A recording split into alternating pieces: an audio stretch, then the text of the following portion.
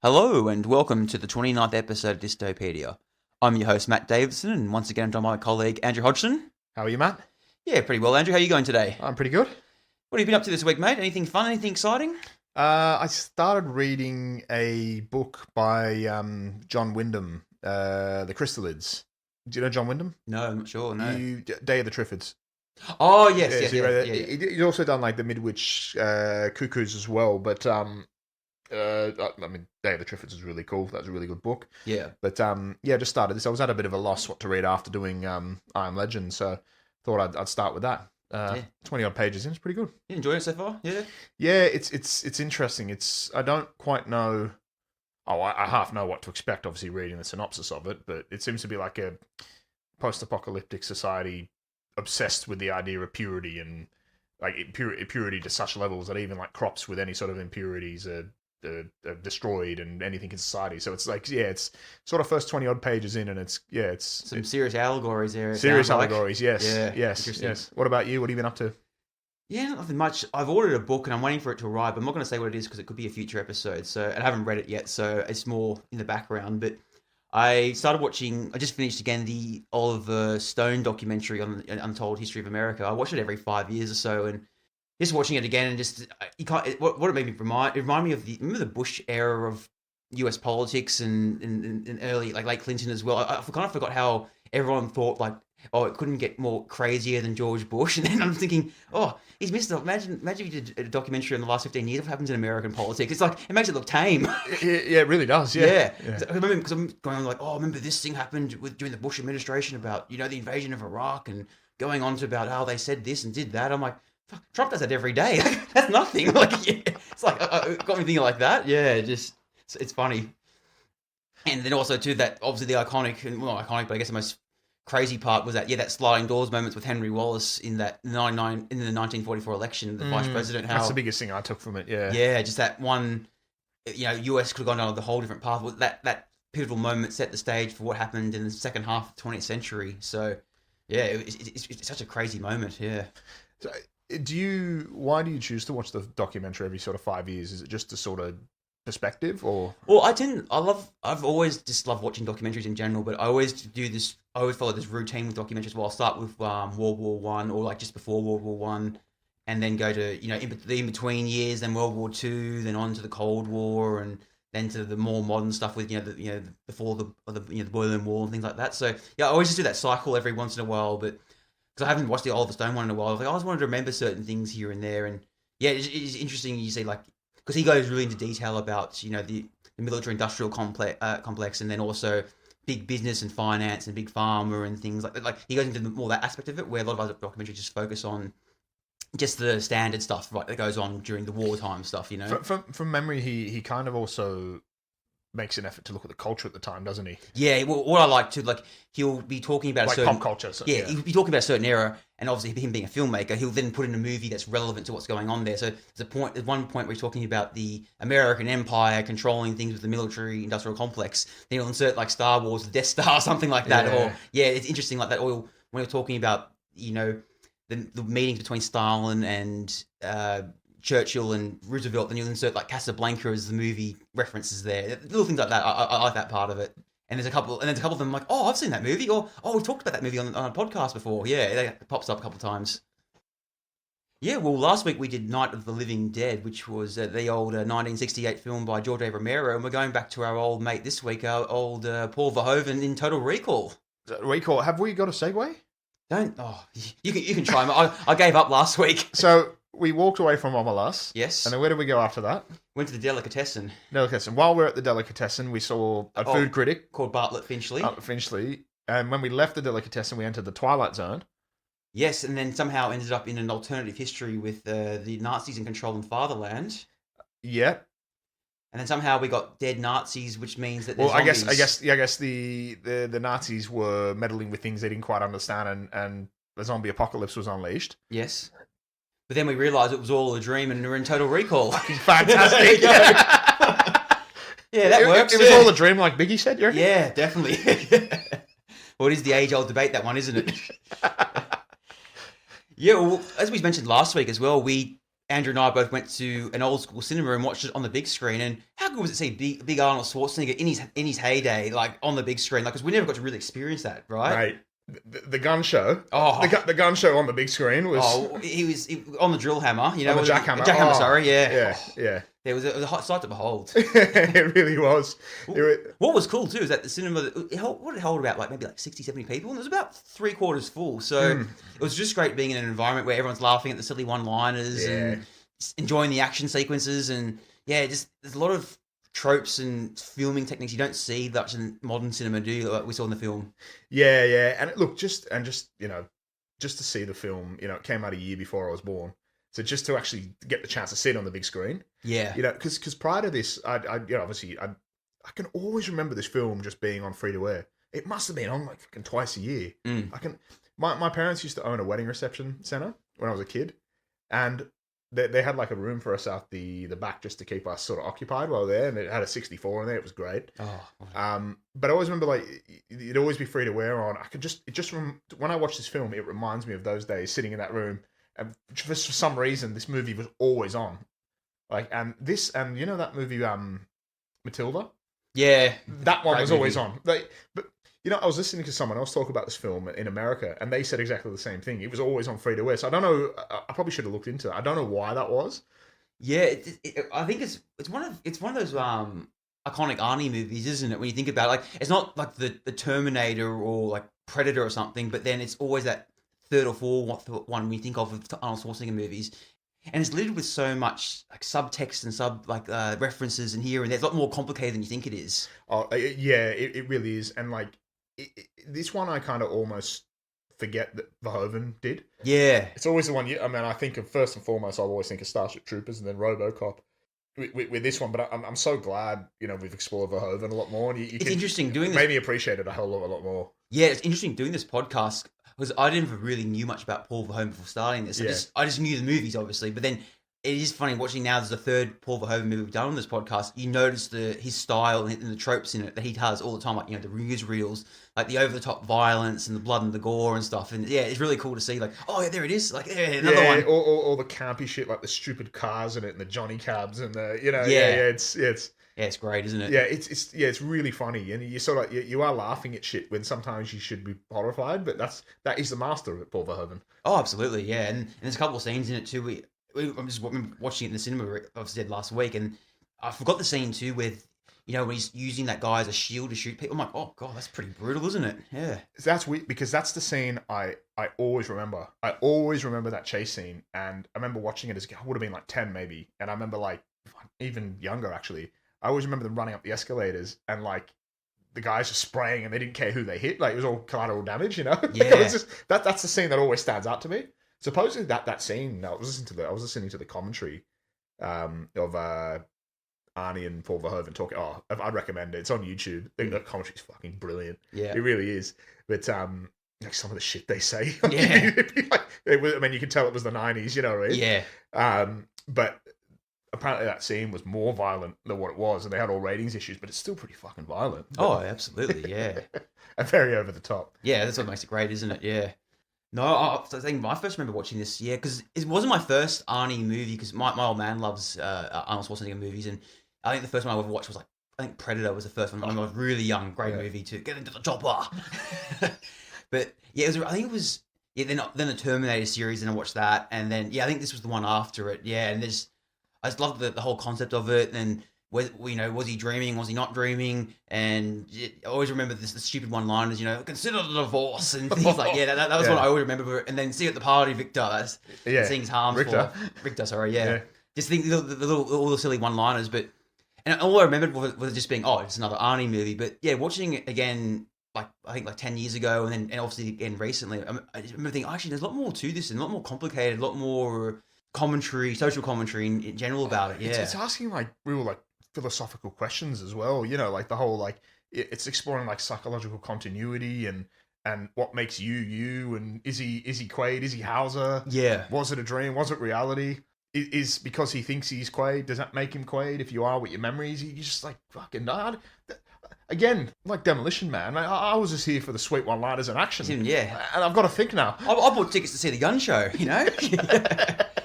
No, definitely. I completely agree with that. And just, I didn't realize how much this movie influenced other massive movies down the track. Like, just like, for example, like, you can see its fingerprints all through the Matrix and stuff. Like, even to the point of, the red and blue pill, because that one scene where the doctor's telling him it's the red pill, and also the girl changing her nail polish. There's one was actually red when it went to blue as well. It's like kind of a reference as well to that later down the track. So I was like, I didn't know that. Yeah, there's little details like that. And yeah, and as you said, like questioning your reality, like, was it actually a dream the whole time, or was it actually, are they trying to mind fuck him, or what? Just like, yeah. Well, the perfect thing about it, and listening to Verhoeven speak about it, it was shot.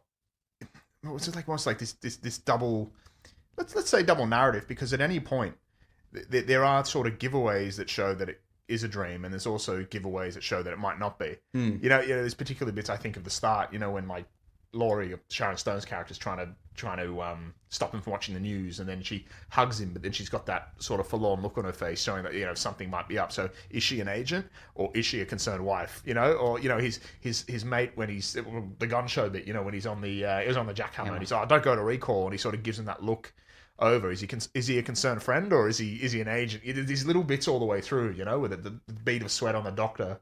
Yeah, well, because that's the one that always makes me think it was reality. That because the sweat scene, right? Yeah. But I guess in the film it's like I think it's a telltale sign of someone's nervous, right? But equally, I don't necessarily think it's not a dream. Like you could absolutely imagine that in a dream, right? Like, so it's not exactly a giveaway, but that's... Well, the debate is then, if it was a dream, then why were there scenes where other characters are talking to each other and Quaid's not there? Yes. But then that's for movie's sake, right? The way they do it for through the power of cinema, you need to just let the audience know what's going on. So yes, it's one of those things. Like, I think they left it ambiguously on purpose. Like, I know down the track they've said that it was a dream. Apparently, Verhoeven in the commentary, Verhoeven mentions that the dream starts when he's trying to break out of the chair. So that whole bit of when he's struggling and he's supposedly already implanted, and they knock him out and throw him in the Johnny cab. Supposedly, the minute that happens, that's the dream. But he's also said that you can kind of like, I think it's what I say, intentional ambiguity. He kind of like, that's what I've intended, but it's out there. Think what you want to think. Yeah. And it's shot in a way, it's shot very cleverly. At no point, it kind of both arguments are supported all the way through. It's very, very watertight in that sense. Yeah. Well, also too, because the opening sequence too, he imagines the girl before he goes to Total Recall, to the place. You mean when the opening scene when he's dreaming about her? Yeah, initially before he goes there. So but then you see her on the screen when he's going into, when they're asking questions as well. But he's already imagining it. I'm saying, yeah. So was it all a dream? Like, before he even went there, Yeah, exactly. It's that's what's a whole. Or has he been there before? Who knows? Yeah. So really, on the surface, it's a stupid action movie with great one-liners. But I say Verhoeven, he's the absolute master of just of like I guess, making you second guess yourself. When you like a Starship Troopers, you come out like, oh fuck, what a great film. You're like, fuck, I'm just sort of wanted the fascists to win. I didn't, and he's making you think and showing you how easy perhaps it would have been to sort of follow the Nazis. You'd be caught up in all that. Like, I thought this was some fucking dumb space movie. What the fuck? I'm here to shoot bugs and aliens. What's going on? And he's making you second guess yourself and showing the audience how easily a population can be led. I mean, that is genius. It is, yeah. No, he's definitely a director that no one really talks about that much. No. In the grand scheme of things, like, I know people recognize his works, but not to the point. I can up there with the Spielbergs and the Martin Scorsese's and things like that. So I think he is. But look, I don't know if he'll ever get the credit he deserves because of the way his movies look. You know what I mean? It's a bit campy, It can't be, but therein lies the genius, doesn't it? Yeah, exactly. But I think he's getting the credit he deserves perhaps now, right? Where I think back in the day they would have just loved the action and not necessarily talked about the underlying themes, because I guess in the context of the time, you didn't really do that in the 90s, did you? Yeah, definitely not. And or how prophetic some of the parts have come in the movie to today's society. Like just we talk about AI and always online and digital and things like that. People connected to their devices and stuff. Yeah, there's a lot of like references in this film. Yeah. The video screens and they look a bit shit, but still, But the actually premise of it's still the same. Yeah, and then being glued to the TV all the time, watching the updates and terrorist alert, blah blah blah, kind of stuff. Yeah. I mean, so things. I mean, I guess it was kind of already like that with consumerism, but health as a commodity and dreams as a commodity, everything is a commodity, air as a commodity. I guess we've only got as the gap or the wealth gap and the rise of the billionaire classes has sort of widened in the last. And how technology's exploded too. Yeah. Or even that part too with like do the old fashioned thing. Go see was it Pluto yourself, or wasn't it something, or Venus or whatever it was? Yeah. Don't worry about going. Yeah, it's like no, that's stupid. Why would you want to convince yourself by going on a holiday? There's you got it's inconvenient. It's inconvenient. There's not terrible air quality. No, enjoy the dream sequence. It's like today, like don't go outside. You got your video games and path of least resistance. Exactly. Yeah, it's easier. And you get better experience. You could absolutely see a world that in many ways, I mean, you only got to think of like VR and everything. Like we're not. I mean, as advancements go there, you can absolutely be caught up in it, and I mean, you could see how in a world where like that could be enough for people. Oh yeah. I mean, I only think about us with like, I mean myself, like playing World of Warcraft, MMORPGs, and.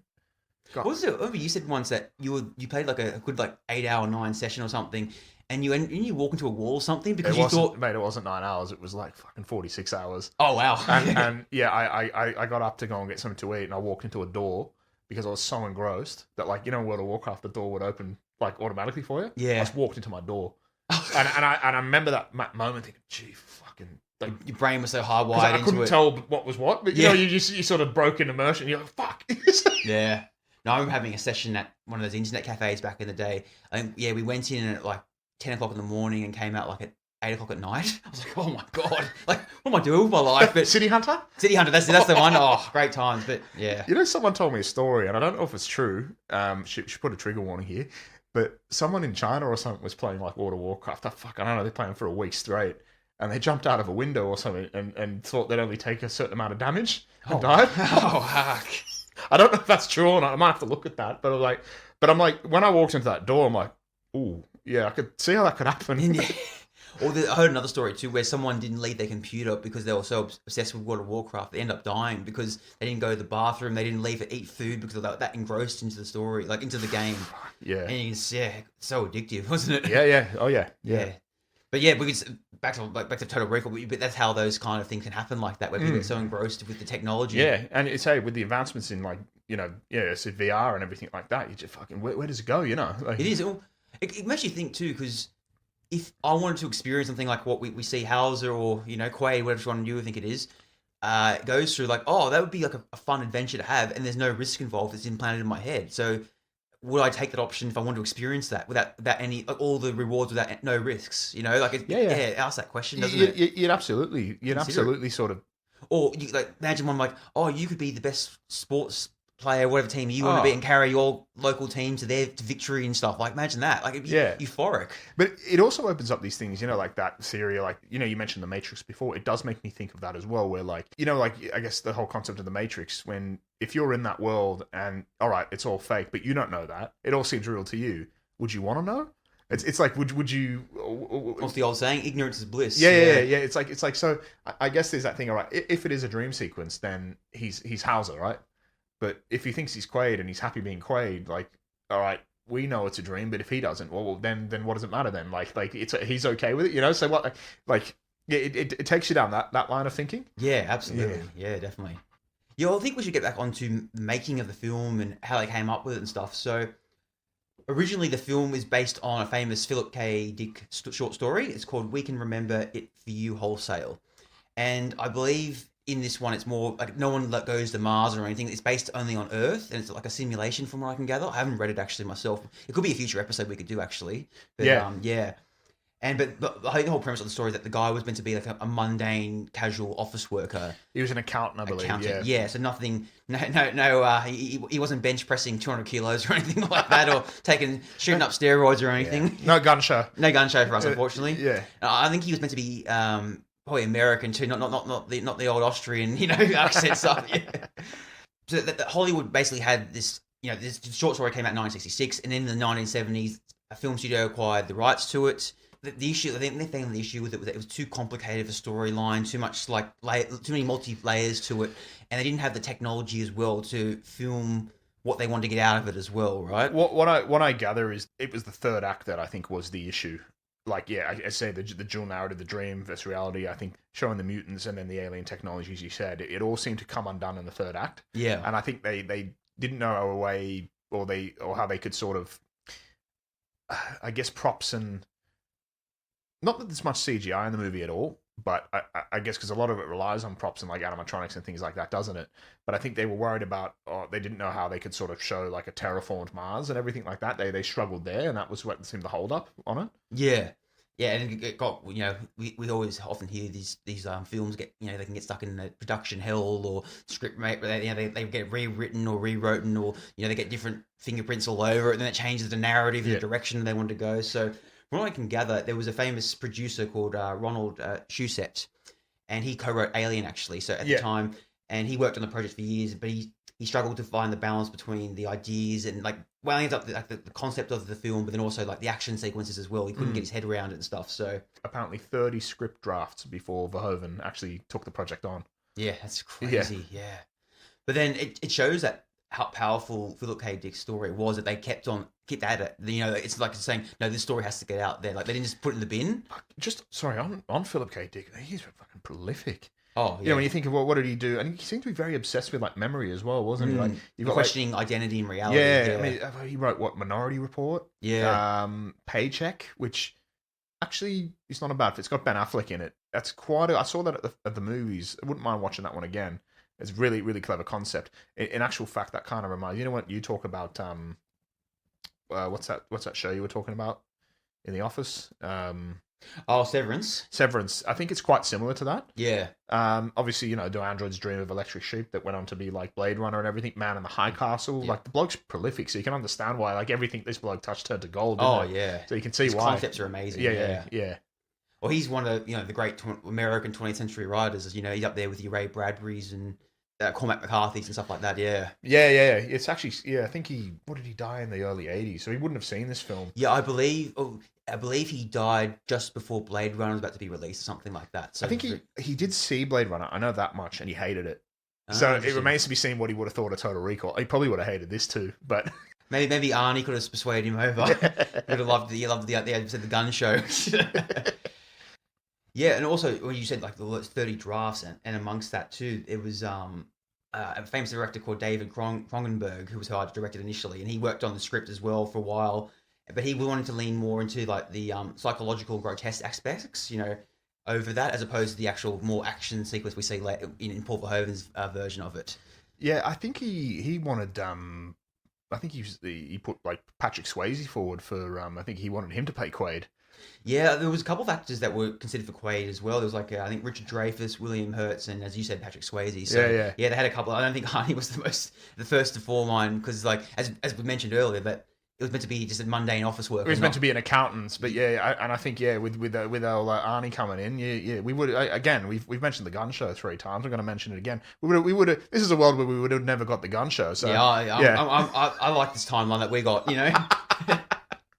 Yeah, so basically, one of the quotes that Cronenberg said when he left the project, because I believe that was it Verhoeven or Arnold Schwarzenegger got the rights to the movie, from what I can gather. No, so what had happened? So this was like, so the producer of this was Dino. He's an Italian producer, famous Italian producer called Dino De Laurentiis. He did like Conan the Barbarian. He produced Conan the Barbarian and a few other movies, but this would have been obviously where Arnie would have met him, right? But he actually held the rights to this story for years. So his company DEG, they actually put the film in pre-production in Australia. It was here. Yeah, that's right. Yeah. You could sort of imagine. I imagine probably thinking of Mars. It would have been somewhere in the outback or something. I'm guessing that would have come into it. But they had gone bankrupt before actually cameras rolled. So Conan the Barbarian in 82 was Schwarzenegger's sort of true breakout role. So that's the one that kind of moved him from the bodybuilding icon to Hollywood action star. So he was kind of known. De Laurentiis was kind of known for taking on these projects where these sort of epic sword and sorcery styles, and he'd had Total Recall, and I think Arnie was really interested in doing it, but I don't think he fancied him for the role, because he sort of you're all right in that Conan, those sort of stupid movies there, that role. But well, you think in the timeline too, so you think 82 was Conan the Barbarian, then like 2 years later he does the Terminator, which is obviously his most iconic film he ever made, then on to Commando and the Red Heat as well, Raw Deal, then Predator. So you can see why he's got Arnie boxed in that category of what he is, Yeah. And in many ways, he's kind of right because like the way, but for some reason it just works. There's this charm with Arnie with the one-liners. It just makes Total Recall great, doesn't it? Oh yeah. Almost without him, it wouldn't have been. Could have been just another one of those meh movies, right? Where he makes it, iconic. Yeah, and it's obviously it's Verhoeven's influence, as well. But yeah, so supposedly, he was instrumental in making this happen. So he tracked the script and never gave up on it. And then I think too, he also wanted to do more like multi-layered character as opposed to his normal kind of, just the guns out and killing people left, right, and center. Yeah. Yeah, so supposedly, like, DEG had collapsed whilst they were in pre-production for this. So he knew of this happening, and then he kind of brokered the deal. I think between I think it's Carolco Pictures, so Mario Kassar and Andrew Vanya, to buy the rights. And apparently, like, within a couple of hours of like DEG going bankrupt, he was on the phone to them, convincing them to buy. They bought it in like 2 hours, and the rest is history, Oh yeah. Yeah. There's even a story, like, I was listening in the commentary again, like he just sort of, I think he saw Paul Verhoeven in a restaurant. It was just after RoboCop. When did RoboCop come out? 87. Yeah, so it was just after RoboCop. They mentioned like Paul Verhoeven was having dinner in a restaurant or something, having a chat with someone. Arnie just walks over, interrupts the conversation. He goes, "Oh, I fucking love RoboCop. I love you, Paul Verhoeven. You got to do this film. You have to do Total Recall." And he was the one. That's kind of how it happened, Yeah, Arnie was so impressed with RoboCop and everything, like what it was saying, and it's the whole storyline of it. That he's like, "Oh, I want to work with Paul Verhoeven. He's like the perfect guy for the role." Yeah, to direct it. And what's funny, like it's. By all accounts, they've got a great relationship, but it was the only film they ever did together. Yeah, interesting. You know what I mean? It was the first and last, Yeah, he went down more the comedy route after Total Recall. He was at Kindergarten Cop and True Lies and yeah, the other one as well. Another one of Twins. Sorry, Twins. Last Action Hero. Last Action. Yeah. Yeah. I mean, all great films. Don't get me wrong. Oh yeah. But this was kind of, it seemed like, one of his last action ones for a while. And then, but that's why probably him and Verhoeven never worked together again, right? Yeah. It's one of those. I mean, it's just, it is amazing this one actually got off the ground. Absolutely. Yeah. And I had no idea that Arnie was actually so instrumental in making it happen. Yeah. I thank God he did. Oh, absolutely. I guess looking back retrospectively, you'd think, yeah, it is a bit odd that they picked Arnie for this. Actually, on the surface, when you're reading the script and reading what the film's about, because it's definitely out of his league, like conceptually. But then, it ended up being the perfect person for it. Oh yeah, and like just stars aligned, right? It's Verhoeven. Like it's kind of like, the master, like, as we mentioned before, like, the fucking satire and the political commentary and the stupid one-liners and the the campy shit that, like, Arnie's just made for that. Oh, it is. Yeah, it's just, it ticks all the boxes, doesn't it? It really does. Yeah. So I think with the way this movie's aged, the cars don't look great, but I think that's the point as well. They almost look like toys, don't they? And I don't know if that is the point with the dream thing or the supposed dream thing and everything. Like they look a bit shit.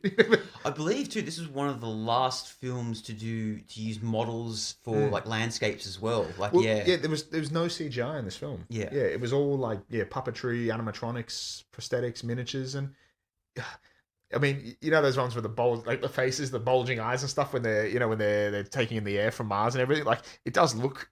It hasn't aged the best, but I think at the time it was very groundbreaking. Like, it would have been like very freaky and stuff. Noticeably, it hasn't aged the worst either. Yeah. No, it looks campy for us, but like back then it was still But it absolutely could be the point as well, because we're thinking of the director too. Yeah. Like it's like even the shit with, like, the bug in the nose and everything, and even the fat lady disguise and everything. Like, fucking so from what I read too, because how was it Quado? Is it the Quado? Sorry. That scene too, they had to do 16 puppet strings to make him work. Wow. Behind the scenes to make the mouth move and the hand signals and everything like that. Yeah, because there's so much effort into just doing that little one part scene like that. Yeah. It's crazy. Little details like that. You're just like, wow. Yeah. You can see why it would have been like why the budget blew out to, what was it, 65 million or something like that. So it wasn't easy. I guess most of the film was filmed in Mexico City, and the most iconic scene was obviously the railway station was filmed in that Mexico City train station. I believe too they didn't change much of any of the architecture or anything. The only thing they changed was just the signs, because obviously they're in Spanish. They made them into English, and they painted the train carriages. The ones in Mexico City are actually red, but they made them silver to make it more look futuristic, and they added a couple of the TV monitors in the trains as well. I love that. All right, although it was sort of come out in 1990, it would have been filmed in the late 80s, wouldn't it? And I, we've spoken about it before. I love that, like, the way they in the 80s they thought the future was going to look. Yeah, I love it that all looks too. clunky and like it just adds to it. But it's like Back to the Future, right? In like 2015 when we were all meant to be wearing helmets and stuff and walking around. Yeah. Well, even like Star Wars, or not the first one, but like like The Empire Strikes Back and everything as well. You know what you see, like real futuristic. Ooh, yeah. That's great. Yeah. I mean, we remember, like, we were talking about that in the examination day episode as well. It's again, it's all part of the charm. But yeah, as you say, in Mexico, because a lot of the he really liked their sort of, there was a lot of brutalist architecture, like new brutalist architecture, that he really appreciated. So even a lot of this was used for Mars as well. The stark sort of concrete and bunker-like interiors. It made Mars feel industrial and oppressive, which is exactly how it comes across in the film.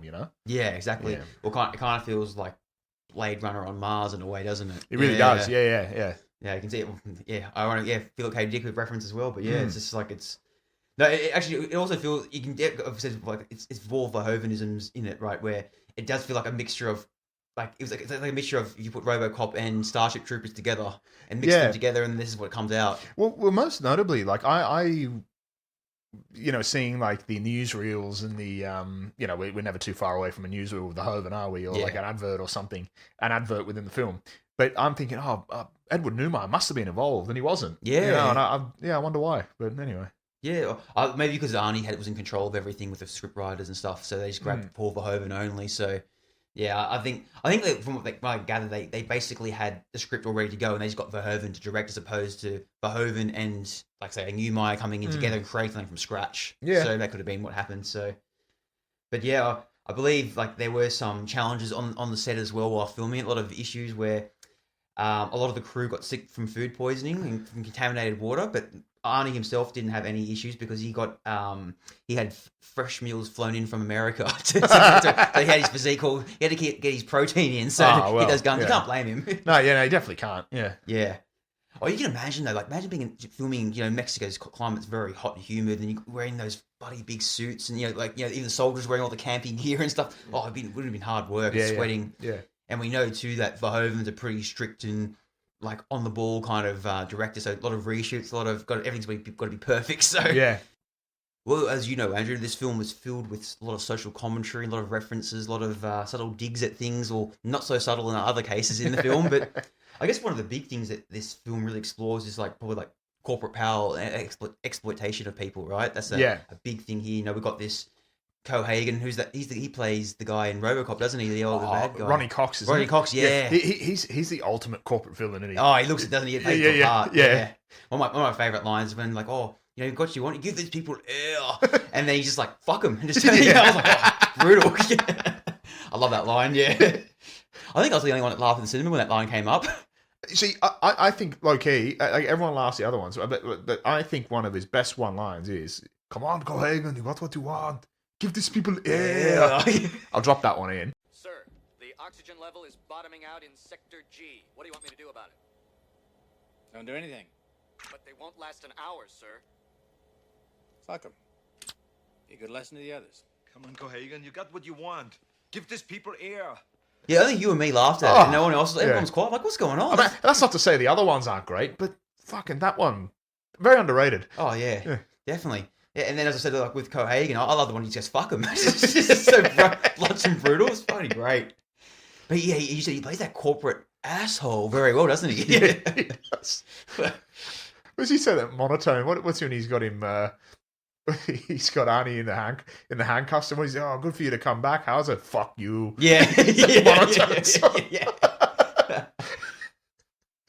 I think he wanted, from what I've read too, he wanted to say fuck you asshole or something, but then it didn't want to be too much like Terminator, so they left it that. So apparently what they did, they got remember that the scene where the lady's grabbing the briefcase because she goes fuck you asshole, that was a reference to Terminator. Fuck you asshole. Oh yeah, it was a reference to Terminator. I'm like, oh, that's so awesome. Little Easter egg there. Fuck you, you asshole. So good. Yeah. But anyway, But sorry, back to. But yeah, we're seeing Cohagen. He's colonized Mars. He's mining materials and doing all this other stuff and controlling. Well, from what we gathered, like they're mining Mars, and then based on that, they end up being from the alien technology as well. There's mutations of humans and other creatures as well, and this is why we're seeing the was it the people have birth defects or the girl with the 3 breasts or something. Yeah, and they're also talking that it alludes to sort of telepathic skills, but it doesn't really explore it, does it? Yeah, because we see that one scene when the girl, she guesses his birthday, wasn't it? Yeah. Yeah, and this is where I think the short story explores it more. This is one of the things I think people who like the short story criticize about the film, that it doesn't go into much depth about that. But yeah. Also does a Resident Evil thing where it's like, oh, there's Leon Kennedy. Oh, okay. I think so, yeah. Yeah. Pulls those tropes, but yeah. But yeah, obviously, Guado, he's got the ability when he grabs his, was it open your mind? Yeah. And he's the one who's got like the ultimate psychic ability that can predict, and that's why he's the biggest threat to Cohagen. Yeah. He feels like he's the one organising the uprising amongst the mutants and the downtrodden in the Mars society. So, but yeah, we see like a very a totalitarian run regime there, right, where there's corporations controlling the masses, and it's privatized the air and the water and the food and things like that, and it's letting these people live in slums. And I love it too when you see like the old product placements everywhere, like the Pepsi logo will be there or something, or the Fuji film or something, and it's really portraying. It kind of portrays these people as they're just scum of the earth, and they're all of them living in squalors, and they're full of prostitutes and low life people, and the soldiers and the upper class. We first walk in there where all the rich people are sitting in that beautiful table and looking in the outskirts of the Mars scenery, in the hotel. Is it the Ritz or the Hilton or something? I think it's the Hilton. Yeah. And apparently that scene's paying homage to a famous spy movie from the 60s. It's escaped my mind at the moment, sorry.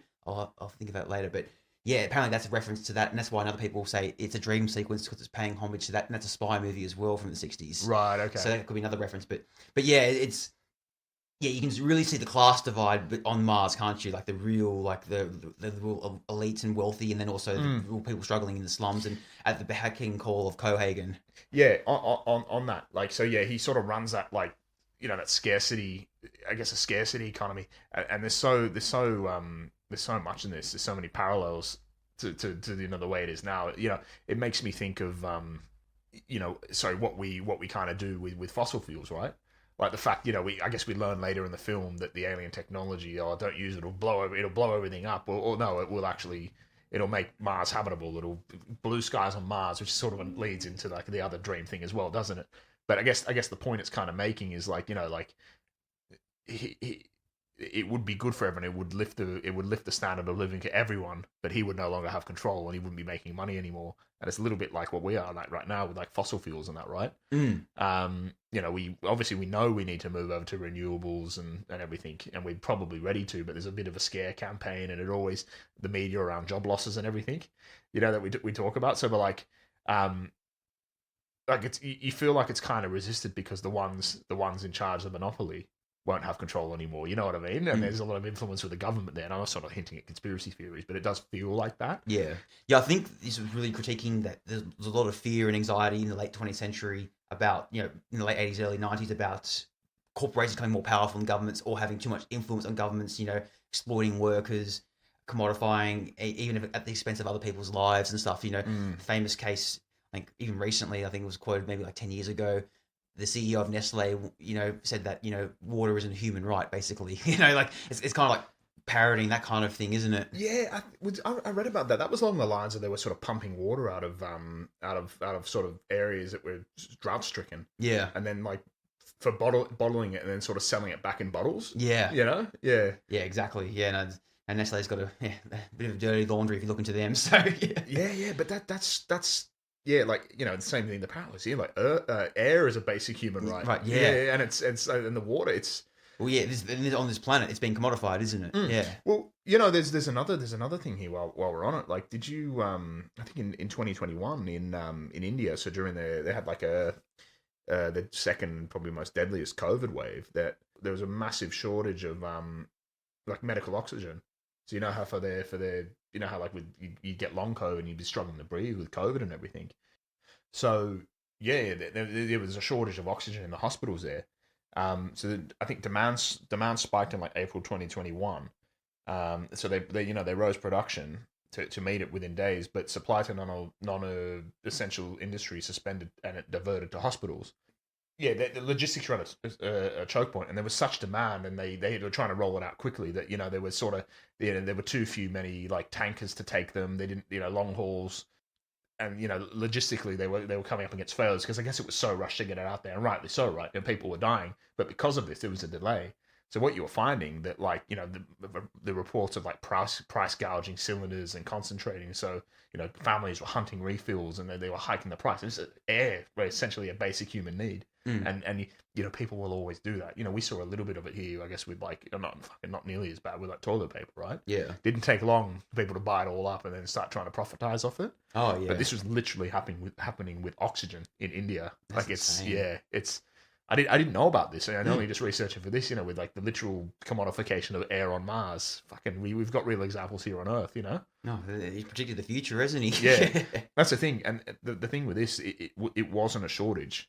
It was just, I guess, it's such a distribution and gatekeeping that kind of led to the life and death scarcity. You know what I mean? So it's... Well, didn't we see that too with that pharmaceutical guy? Remember he bought the rights to all the formula to the farmer bro guy, yeah, and raised the prices of all the like is it insulin or something, or yeah, that. I think he rose it. Yeah, we spoke about it in what episode did we speak about that in? The lottery, I think. Yeah. And he spiked it. Like it went up 5,000%, and supposedly, so what he did was legal, very frowned upon, but legal. And he sort of, it's just money, basically. It's just business. Yeah. That's how he sort of... People like needing this like life-saving medication and just making it almost impossible to buy. Yeah.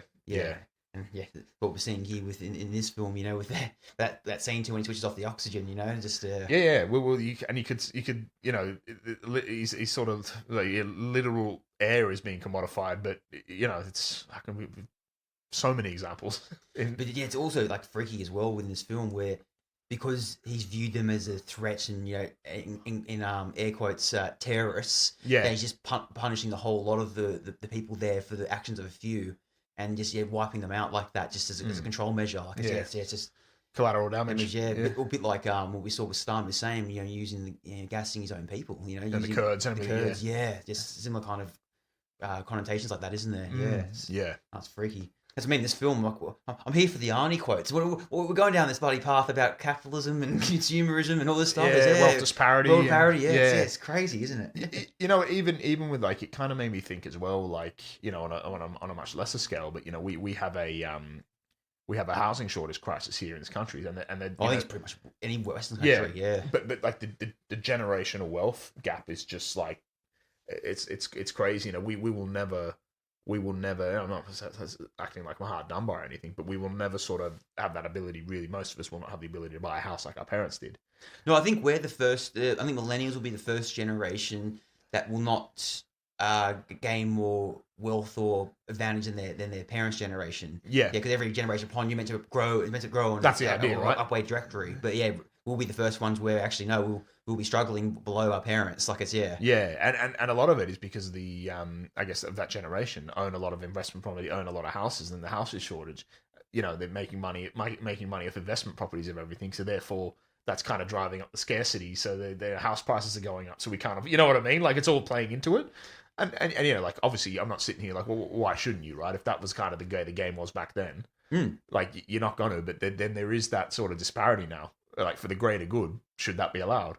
Yeah. But then I argue free market, right? So it's exactly. Yeah.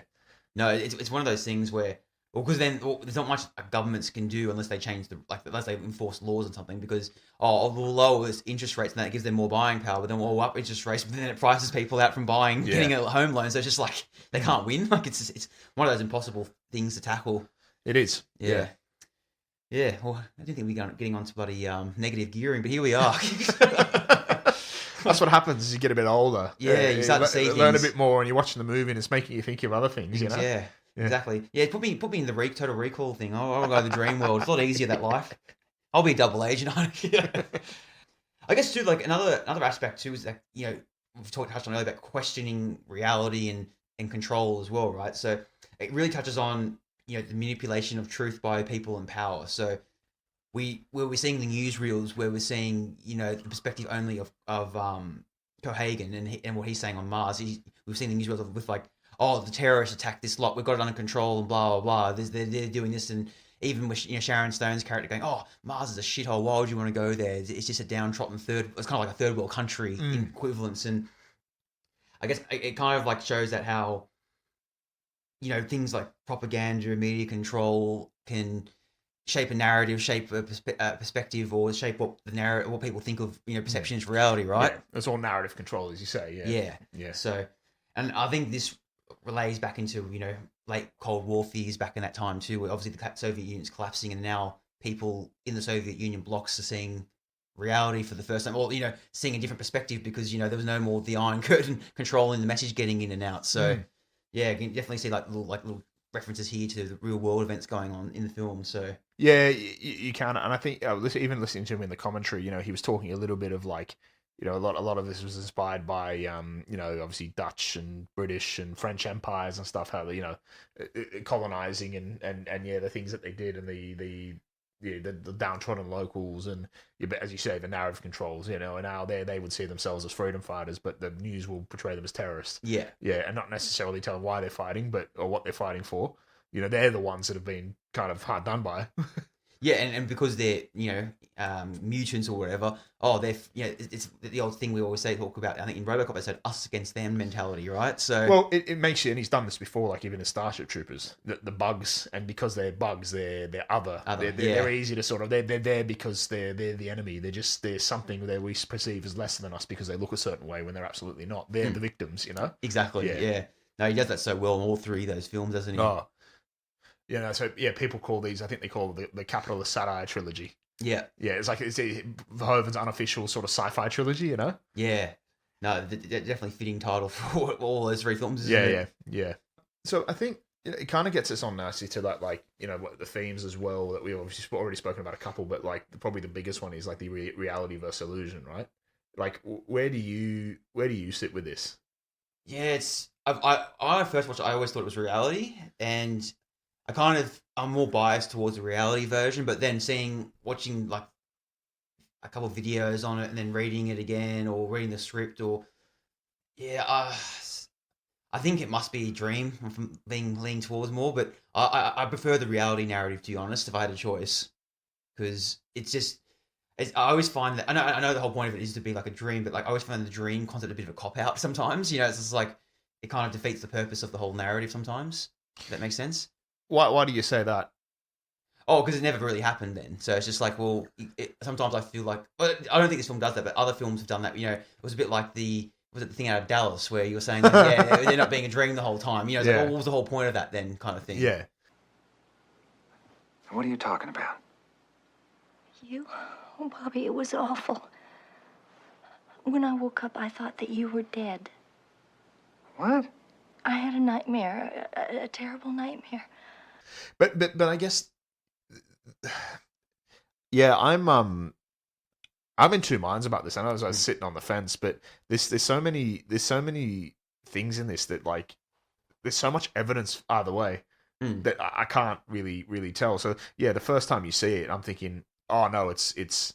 I first say, oh no, it must be real, because of the way he sort of. He reacts when they go to put the implant. It would make you believe that there was already an implant in him, so that's why he's reacted the way he's reacted. Yeah. So the following events feel, oh, it must be, you know, obviously it must be real, what we're seeing. You know, it's just a coincidence. And then she goes, oh, we never inserted him with the implants as well. Yeah.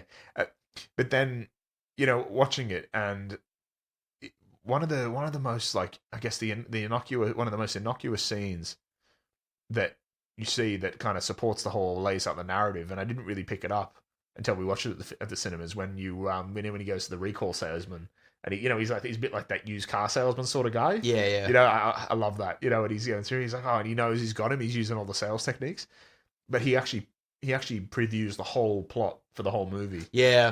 What does he say to him? Oh, you know, you'll be a secret agent. There's people trying to kill you. You'll get the girl, and you'll save the planet. And, you know, there's even a little bit when they're going to inject him. He goes, yeah, blue skies on Mars. You know, we see him at the end. And yeah, and obviously the scene too with you see the perfect girl who ends up being the girl in the whole sequence too. Yeah. And I'm like, oh, is that coincidence? And then, but then you're like, was it already a dream because he dreamed about her in The previous episode or oh, whatever. he dreamed about her at, at the very start of the movie when they're in the spacesuits, and I'm like, well, oh, so is he thinking of a past? Has he been implanted and he's thinking of the past now, or are these little flashes coming in? It's like, I can, Yeah, to be honest, I can't make my mind up still. Yeah, that's why I'll go down that path of like, oh, maybe it is a dream, but then something like that will happen. Like, oh, mate, no, maybe it is reality, or vice versa. Yeah. Yeah, and then we've already spoken about the doctor visits him at I think it's at the Ritz, and then that famous with the taking the red pill would be an example of trying to break out of it or whatever. I think whatever he says to him. Yeah, it's kind of like, oh, this will make you get you out of the dream so it goes back into the real world before. Otherwise, if you continue on this path, you'll become lobotomized or something. Wasn't it? Yeah. And then and then you see the bead of sweat coming down, which would give away that there's another part too. Apparently, when he's facing the doctor in that room, there's a reflection in the mirror. You can see, I think you can see Quaid, but then you can't see the doctor's reflection.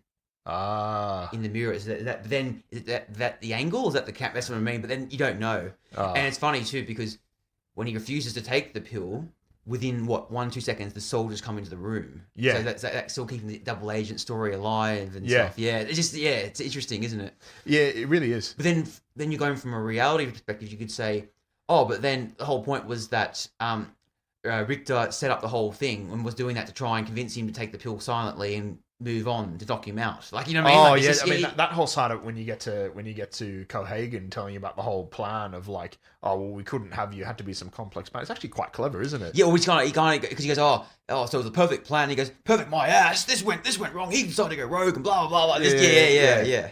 But then, obviously, he's Quado being all like psychic and everything. He can read your mind and everything. Then it's an absolute. It's like playing 4D chess or something. Isn't it? You're like, wow, that fucking. And then it's throwing you over that side to support the evidence. You're like, oh, that is brilliant. Like, I know, yeah.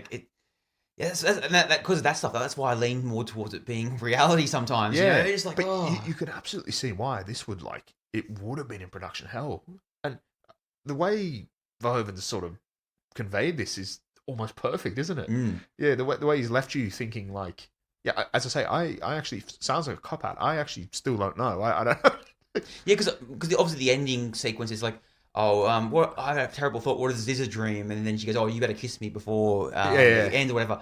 So I always just thought that's just a silly one-liner. But then it's actually no. He's actually questioning what if I'm actually imagining this? And I never thought of it that way before until watching it again recently. I'm like, oh, maybe the whole thing is a dream. Yeah. I think it must be a dream, and it's only because Verhoeven says even in the commentary, like I don't know why he said it. But he says the dream starts the minute they inject him, and we see what we see. He's sort of fighting in the chair. It's a dream. So I'm like, I guess I have to accept that, right? Yeah. But there's so much evidence for the other way around. Exactly. Yeah.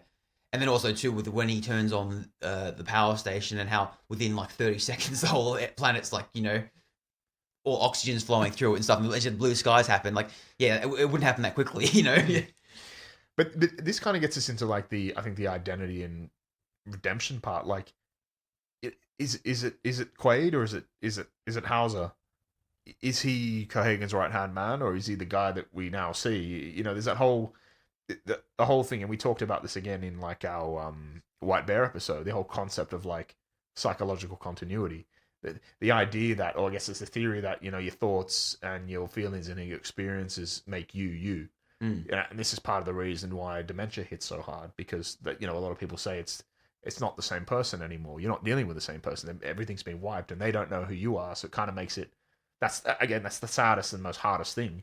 We talked about in that one with what happens to Victoria. Like, are you now punishing the same person? I would argue that you're not. But it's like if his memories and they've been implanted and he's experiencing all these things and he chooses to be Quaid. Is he Quaid? Like, or is he Hauser, just a deluded Hauser? Like that, it's bringing up all this like these philosophical questions. Like I think it was Aristotle who said, "You are what you repeatedly do." And I'm like, oh, fuck it, just mind blowing. Yeah, was that just on that stuff that we talked about in I have the mouth and must scream. Was it something I'm sentient and was it I think therefore I am? Descartes, I think therefore I am. Yeah, the concept being like, yeah, your thoughts and feelings can kind of betray you. I could be dreaming, but the very fact that I'm thinking means that, and I'm questioning it, means that I'm human. And I really didn't think we'd be in this territory. No, guys, yeah. Well, you think you're going down the dystopian rabbit hole, and end up going philosophical, and you're like, oh, okay, yeah, it's great though. Yeah, but I think it does play into it because it's kind of all sold to him as a product, isn't it? It's been memory's been commoditized, and yeah. Well, like if you again, so like you think about it, you talk about before. Say if this ability was there, and you got to let's just say play football and win the World Cup or something, and you got to lead the team to victory, and someone gave you the opportunity to do that for like $1,000, you'd absolutely do it, wouldn't you? Mm. But then you come out of that. Would you sort of did that happen because you think it did, or like? Did you know that it was the paid program, or do you actually now believe that you accomplished that? Mm. Yeah. So if your thoughts and feelings, the whole psychological continuity thing, then you'd have to like that it did, but or do you just view it as like going on an amusement ride or something? You're just going for a wild journey. I know what's coming up, but it's gonna be great though while I'm doing it. Yeah, it's gonna feel real. Yeah, but I guess from what they're saying in the film is like you won't know the difference. I think there's even a bit where the bloody salesman's talking to a woman. She's like, "Oh, how will I know? Oh, like if it was real, I'll come back and I won't know that." No, you won't know the difference. You'll even get a souvenir for an extra 20 credits or something. Yeah, like it's. Yeah, I think that's another point that made me think it was you questioning it as well. I don't know how many times Arnie gets hit and slashed, and basically he gets up again and keeps fighting. But then that's a typical Arnie trope in all these movies. So wonderful. He's a one-man wrecking crew. But yeah, just on back to like the film itself, when you watched it when you were 6 or 7 years old. Yeah, I watched it when I was like 10 or 12 or whatever, and you're watching it for just the fun campiness and the Arnie one-liners and the sci-fi action and stuff. But it's crazy how a lot of the things that the film and the themes it raises is still like kind of relevant in today. From like even like obviously it's made in 1990 and in the year 2025, like it's actually it feels like it's more relevant to today's society than it was back in the 90s. Because back then, I mean, you could imagine like virtual reality, but like you think of the computer graphics back in 1990 and the VR headsets of all that all that DOS computer stuff, or like what was the latest gaming console back in 1990? It was like still the normal Nintendo Entertainment System with like Mario going. Sega or something. Yeah, say I think the Mega Drive was about to come out or something. Yeah, but now like where we see with the the Oculus Rift and the virtual reality stuff out, it's becoming a lot more realistic. And I can't remember what it was, but there's a video game that came out a couple of years ago. It was a VR one, and it looked like actual like a person wearing a GoPro and it was in the factory shooting people. And everyone was questioning whether this actually was an actual live, recording or something. But then they showed proof it actually was a video game because you could see the guy's hands moving, like unloading and reloading, like in the video game style. So it's kind of really, it's one of those moments where you're like, oh shit, this actually VR feels like real. Like it actually looks and feels real in the world. So I guess a lot of this stuff is when it raises about, memory implants and going to another world and experiencing all these new exciting adventures and sequences. Yeah, these things are coming now, like, and we're seeing this unfold in our timeline. Yeah, especially too with what Elon Musk is going with all that, the brain trips and there was the Neuralink stuff and things of those nature, right? You know what it kind of makes me think of as well is like when we have this sort of we like dual use tech. I'm talking about the free market and stuff. You can absolutely see something like this, like a memory tool or a memory implant. Like if you had someone who had a certain trauma as a kid, had grown up in an abusive household, and how like you take these memories with you and it affects you during your life, and you could absolutely see how something like this could be used medically. You know what I mean? To implant it and like have stop someone thinking about what had happened in their childhood, or to help cure. Imagine, say, like you're a parent, and then unfortunately your kid passed away, and then you go, "Oh, I can't handle this pain anymore, doctor. Can you just erase that memory out of my brain. I don't want to think about the kid anymore. Imagine that, like the ethic questions raised around that. Yeah, I mean, you could see that, and like, with the free market, but like, we always have this thing when like dual use tech, you're like using for good or for profit, and I guess that's the problem with the free market, right? That's the issue with it. The idea is to make money, so you just get out. That's why we get onto these better health things and all that sort of stuff. Yeah. But actually, finally, makes me think of a movie that I haven't seen in a long time. Eternal Sunshine of the Spotless Mind. That's the one with Jim Carrey, isn't it? Jim Carrey, Kate Winslet.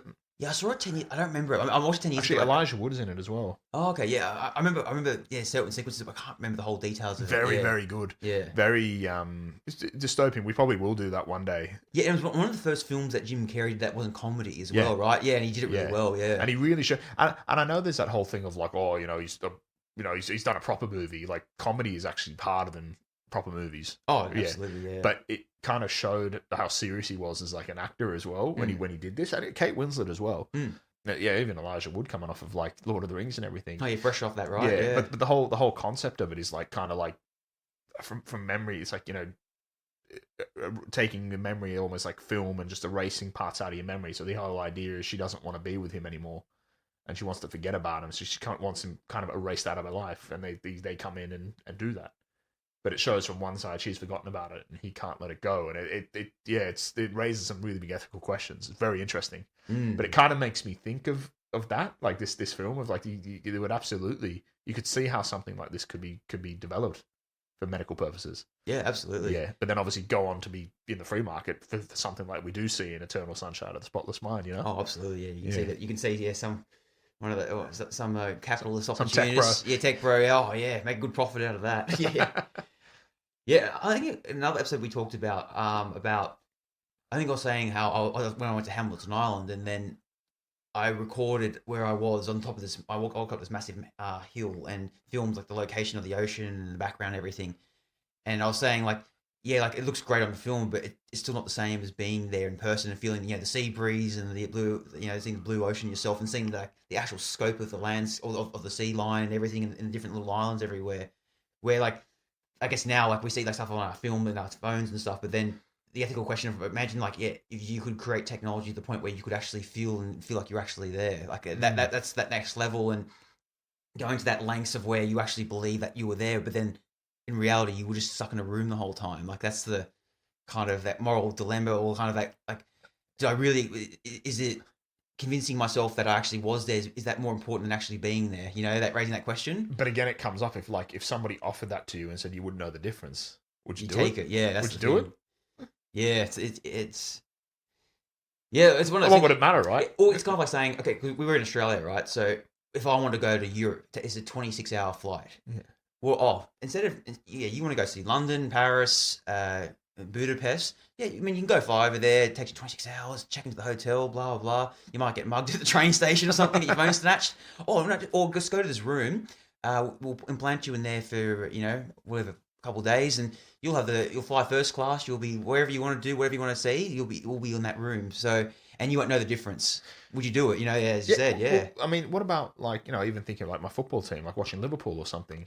How long before that becomes, we see with like watching sport and everything live, how long before, pay this much and you'll get an experience like you're actually there, you're like hologram beamed in and yeah. Well, actually, what's interesting as well, I've seen recently in there's a couple of these places in America where they've, it's like an indoor studio thing, and they've got these massive screens, and it's like, and the cameras are fixed so that's like you're watching the stadium. It feels like you're actually at the game. Yeah. And then from a certain angle, it looks like you're actually there. But then they turn the camera around, you can actually see people just sitting in an indoor area with getting served drinks and wine and stuff. Like it's like, oh crap! Like that's the next level now. Oh yeah, because people want to experience the stadium atmosphere without having to be there. So it's crazy. And again, as the cost of living is getting more and more, and the wealth disparity is getting more and more, that this would become a viable option for people who can't afford to travel. Especially with sporting events and concert tickets now. It's insane, isn't it? So it would be a more viable option,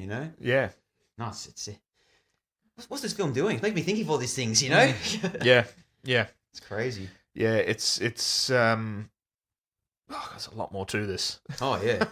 Well, like all of his films, like all of Verhoeven's films. And then, of course, obviously another big one where we reflect on today, which is a massive issue, is climate change. Like this is the big thing about that in this film, right? You know, Yeah. you said like fossil fuel industry, you know, controlling the climate, using it to the advantage. Yeah. Well, and often we're sitting here, feels like what have we got to cap it to 1.5 degrees or something, a 1.5 degree rise by 2030? Is that right? Yeah. So look, as you say, the Paris Agreement.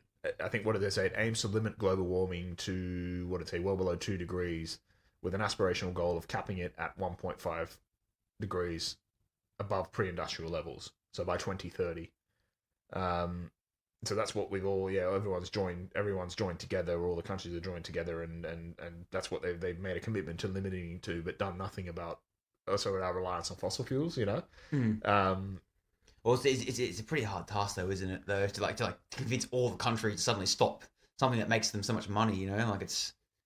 Yeah, it is. But that's obviously the human nature. We get into that human nature, the short-term thinking, and then there's always the fear campaigns with like, renewable energies, and you're going to lose your job if you go in here, and you've got all that amongst it as well. Yeah. But you know, we've obviously with this one, the literal commodification of air, like so, like the life of people. You know, we see the disparity with the mutants where they're living in squalor, and literally like, you know, can have the air switched off. And they're standard of living shit, and then you got the people at the top who are making money off of it. They couldn't give a shit, you know. It all plays into that class system and everything as well, you know. Oh, absolutely, yeah. I guess another thing too, like another thing it kind of predicts as well, like you know that scene where he's walking through the station and you're seeing the mass surveillance everywhere. Yeah. Like, I mean, I know there's always been kind of surveillance around, but ever since 9/11, it's been ramped up to up to 11, right? With protection under, freedom under protection kind of thing. We're doing it for the benefit of society. We've got to keep the terrorists out. We've got to do this and that. We've got to read your emails just in case, kind of thing. Invade your privacy. Yeah. Then I guess in the digital age as well, like we're seeing, we'll talk about before when you're questioning your identity that gets raised in this film. In today, people have personas all the time. Like, in on this podcast, you're Andrew, but then online you could have been, what was it?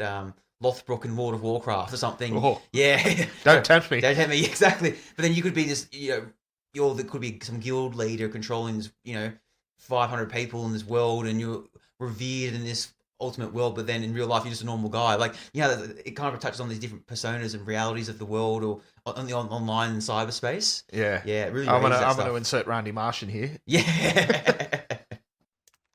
Is that a computer game? No, Artard. It's an MMORPG. These are real people I'm playing with, see? I'm a hunter, level 2. I can chat with all these other people. I can even wave to this guy, see? Hello. In the outside world, I'm a simple geologist. But in here, I am Falcorn, defender of the Alliance. I've braved the Fargo Deep Mine, defeated the Bloodfish at Jared's Landing. We got a South Park reference here. There we go. Had to get one in eventually. It's been a while.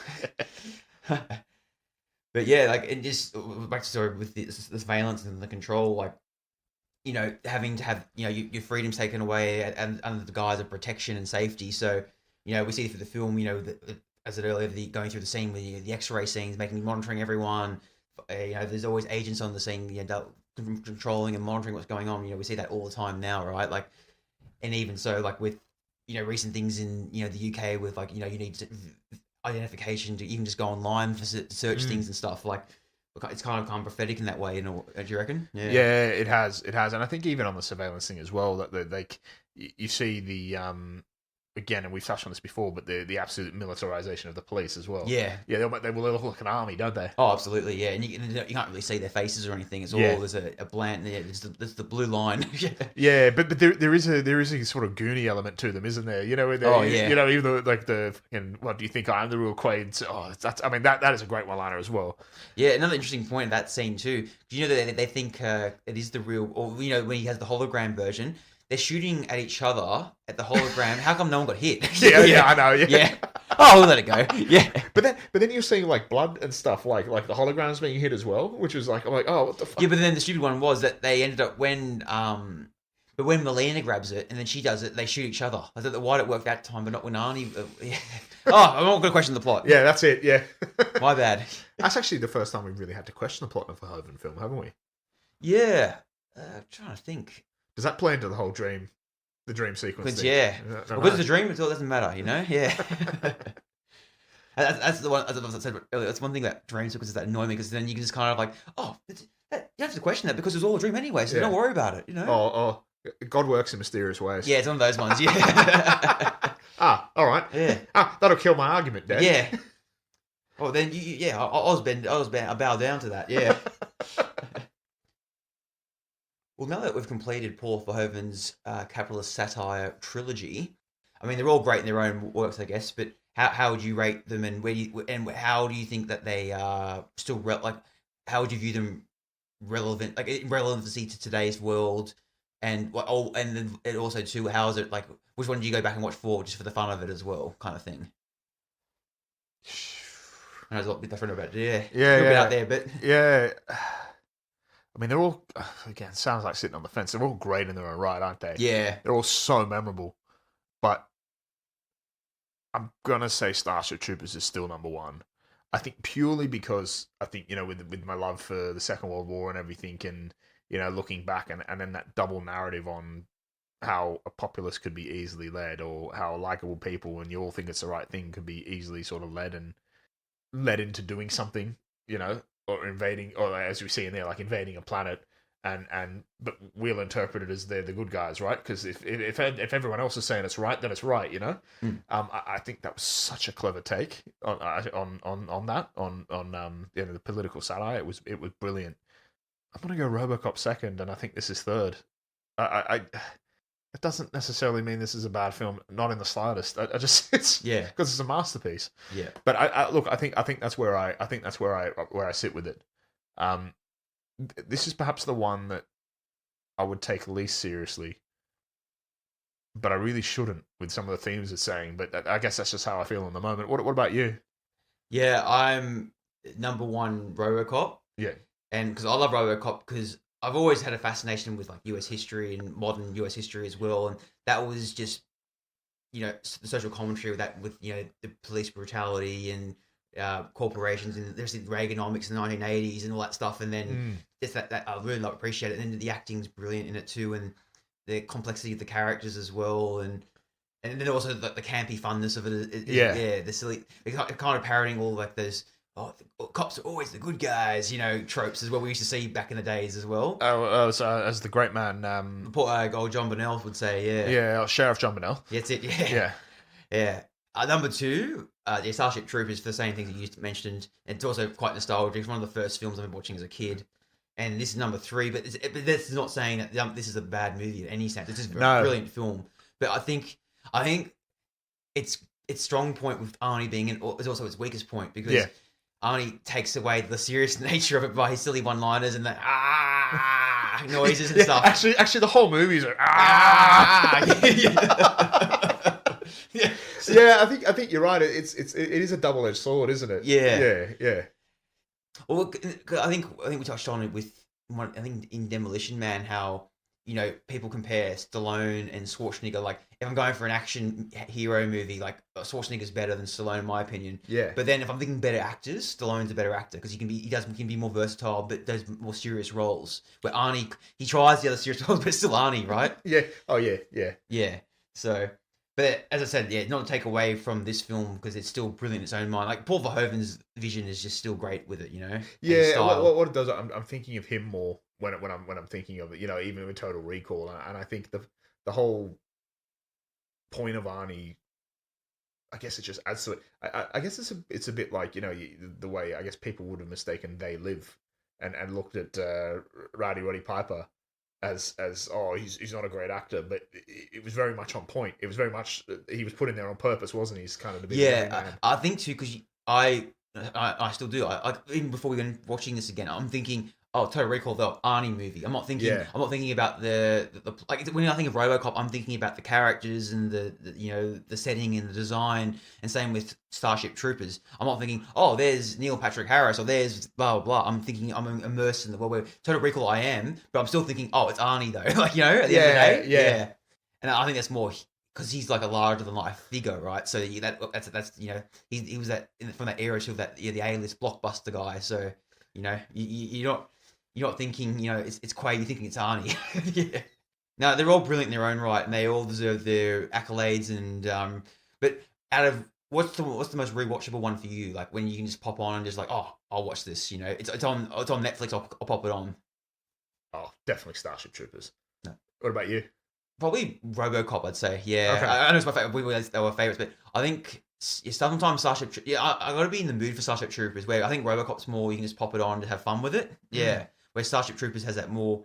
There's more multi-layered to it in a way where it's like meant to be this action sequence, fun film, but then it's asking, you said, like a lot of questions about fascism and all this stuff. You're like, oh, bloody hell.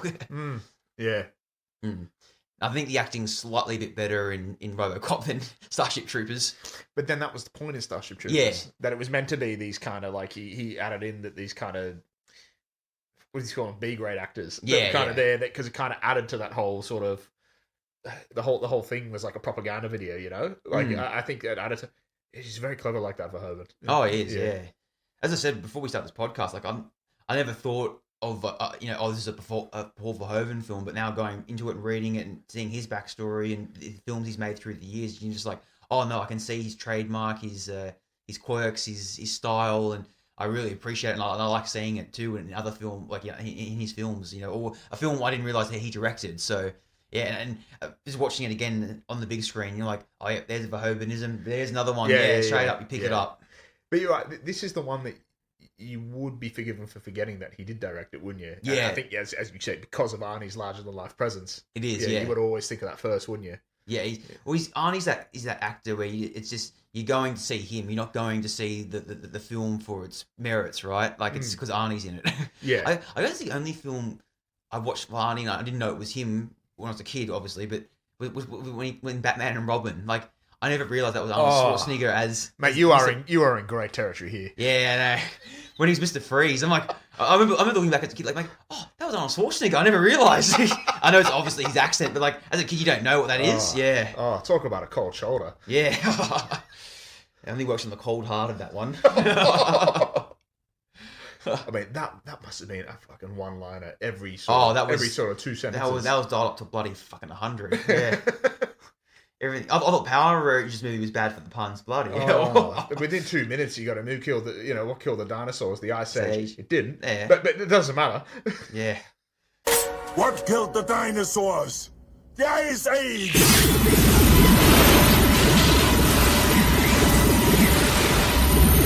Unbelievable. Cool party. Yeah, cool party. Yeah. We're not going to be able to get all these in. Oh, too many. So I think another important question we should ask you about this film, what's your favourite Arnie line from this one? It has to be the on the hologram scene. Like, you think I'm the real Quaid? I am. Because it's the goons like, Yeah. That's fucking perfect. And he's fake laughing. He's like, yeah, it's great. What about you? Before watching this film again, I would have said that, see you at the party, Victor.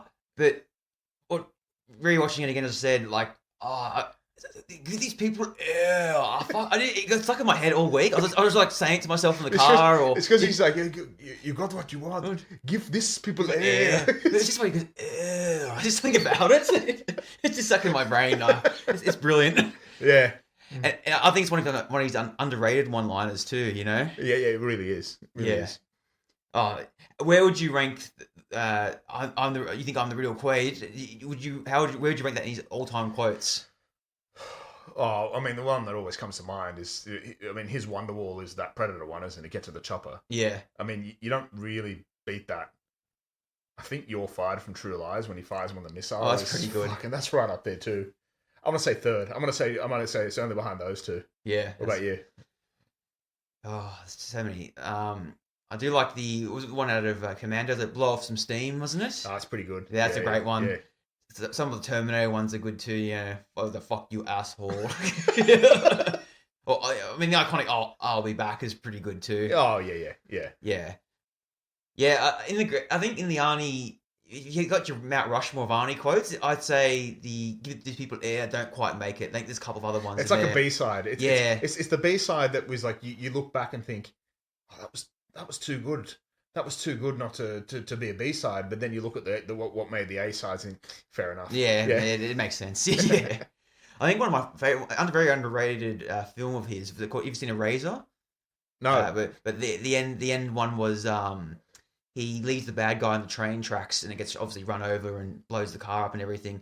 And then the girl goes to him, "Oh, what happened to this guy?" And he goes, "Oh, you had to catch a train." It's like, yes. I have seen that one. Yeah, so it's like, what a way to end a movie. I Had to let him go is another great one too, by the way. Oh, yes. That's I some true lied. lies. No, that's that Commando? Yeah, it's Commando, yeah. Yeah. You said you wouldn't kill me last. I lied. That's great.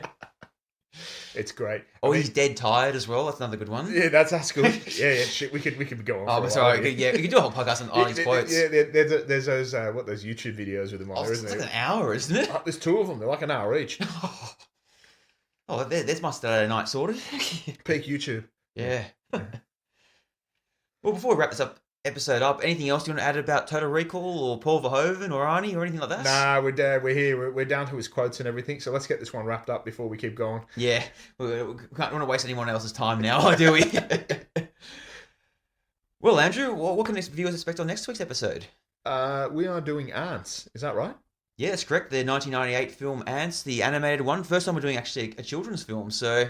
Yeah, and prior to doing this, I actually didn't know it was a dystopian film, but I think it explores a lot of class system and... the way where ants colonies, how they work, and making focusing... It goes into kind of eugenics in a way, of building the ant super race, to keep all the soldier ants going, and then the workers get to waste because they're not strong enough to it goes into those territories. But wow, okay. Yeah, I mean, it's still obviously a kids' movie, but I'm very nostalgic for this movie. It's one of the videos I had on VHS as a kid and watched it over and over again. So did A Bug's Life come out before this or around the same time as this? I think they literally released within a month or two of each other. So I think Ants came out first, followed by A Bug's Life. It's funny, I think A Bug's Life is obviously a lot more remembered than Ants is, but I remember as a kid preferring A Bug's Life initially, and I think I had the PS1 game, and I remember seeing it in the cinemas as well. Game. Yeah, it was harder than you think actually. It was quite difficult, but yeah. And then I remember I got the VHS tape for Ants later on, and then watching that, I'm like, actually, this is actually a lot better. It was a lot more darker themes to it. You know, it's kind of like was it Doctor Strangelove and Failsafe, isn't it? It is, yeah. It is like that, yeah. Very similar. Where everyone would remember Doctor Strangelove, but I would argue Failsafe's the better film. Yeah. I mean, both films did well in the box office and did really, made big money and had big A-list actors in voicing them. But yeah, I think because Bug's Life was when Pixar was on that roll and just, you had your Toy Stories and that came out. Then I think a couple of years later, Monster Inc. came out. And I mean, they're all great movies. The rest is history after that. Yeah, exactly. I mean, Toy Story... I'd say Toy Story is one of my favourite movies of all time, in general. Yeah, I just can't watch the ending of that. Oh, the third one? Oh, yeah, fuck. Yeah, I'm going to bring the podcast down. Yeah, sorry about that, yeah. But it's all right, Disney's still milking it till it's dry, so I think a fifth one's coming out again soon. Oh, there'll probably be a metaverse or something. Yeah, exactly, yeah. Or a multiverse. Or maybe Total Recall was all a dream. We're back in Andy's room again. No one's offended, everyone's happy. Yeah. Well, yeah, as always, guys, you can follow us on our socials at Dystopedia Pod, which is Instagram and Tumblr. You can shoot us an email at info@dystopediapodcast.com. We're on YouTube too at Dystopedia Podcast. Like, subscribe, comment, all those great things. And on behalf of myself and Andrew, we'll catch you next week. See you next week.